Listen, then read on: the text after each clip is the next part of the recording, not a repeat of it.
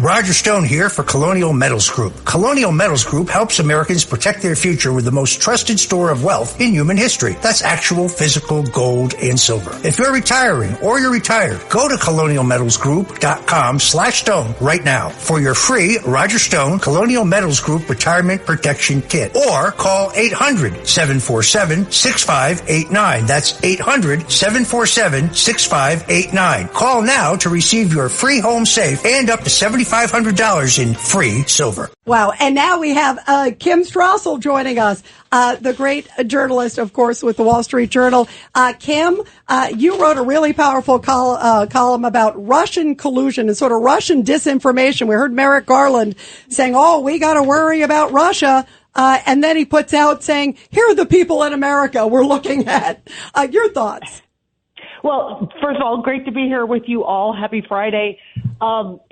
So this is just remarkable to me. Again, I don't think the Department of Justice, I don't know, it lacks the common sense, or maybe it's just pretending otherwise to realize. It's called politics.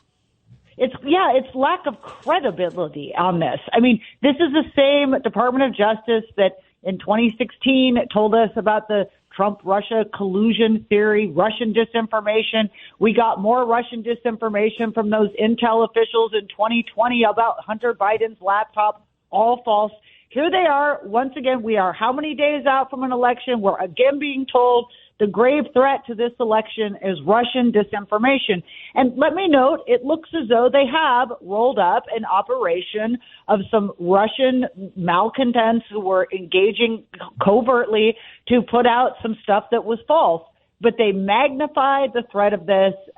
They've never handled the disinformation thing correctly. And the biggest joke about this is if you really want to talk about people who are unduly influencing this election, let's talk about the Department of Justice and its indictments.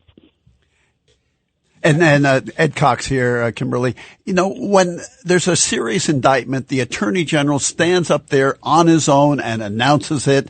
But this indictment, it was so weak, they had to have a whole cast of about 50 filling the whole television screen announcing what I understand is a very weak indictment.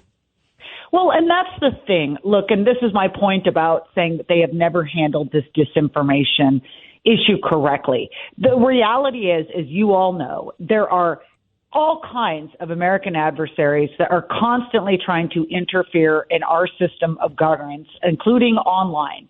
Okay, it's not just Russia. Iran is doing it. China is doing it. It's not just online. We just saw what happened in Governor Kathy Hochul's office, and the woman that had worked there for years before she was fired, who was reporting to Chinese government, clearly an informant, trying to influence what's going on here. We have influencers everywhere. They're not just interested in our elections. In fact, they're mainly interested in destabilizing our democracy and pushing their own aims. When they elevate one country, Russia, and they suggest that Russia is doing this for the means of helping one candidate, that is a complete distortion of the real threat that we face. And Kim, it's Richard Weinberg. That's exactly right. Why this at this time? What have they done about Iran? What have they done about China? What have they done about Tip Top? We don't get press conferences and indictments for those issues.